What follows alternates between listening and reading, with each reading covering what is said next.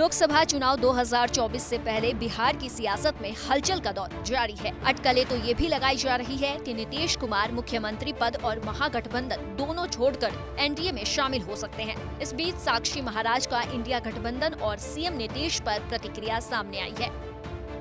पहले तो बीजेपी सांसद साक्षी महाराज ने तीखी प्रतिक्रिया देते हुए इंडिया गठबंधन पर निशाना साधा। कहा, गठबंधन तो पहले ही तार-तार है और आने वाले समय में जो थोड़ा बहुत बचा है वो पूरी तरह से खत्म हो जाएगा। इंडिया गठबंधन तार-तार हो गया, जो रह गया है वो आने समय में तार-तार हो जाएगा। इंडिया गठबंधन मैं पहले से कहता रहा हूँ कि ये चलने वाला नहीं है। मोदी के खौफ के कारण वो लोग या तो जेल से बेल पर हैं या जेल में जाने वाले हैं।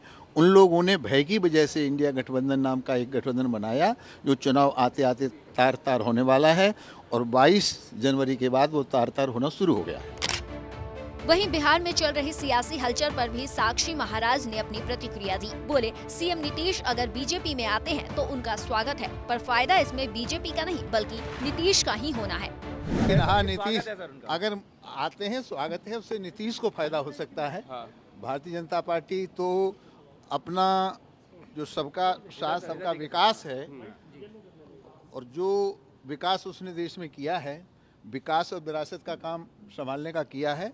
हमें अपने कार्य पर विश्वास है, किसी व्यक्ति पर नहीं। किसी व्यक्ति पर विश्वास है तो अकेले मोदी की गारंटी। ये पार्टी का दिल बहुत बड़ा है। हम तो राम के आदर्श को मानने वाले हैं। कोटि विप्रबध लागे जाहू, आवे शरण तजो नेताहू।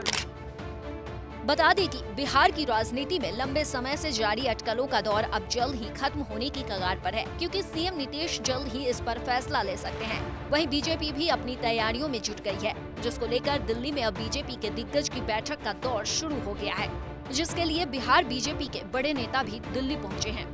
लेकिन अब देखना दिलचस्प होगा कि सीएम नीतीश क्या फैसला लेते हैं और सबकी निगाहें अब उनके फैसले पर टिकी है। और अगर सीएम नीतीश एनडीए के साथ गए तो फिर बिहार में लोकसभा चुनाव के साथ ही विधानसभा के चुनाव भी हो सकते हैं। अब क्या होता है क्या नहीं, शायद अगले कुछ दिनों में तस्वीर साफ हो जाए।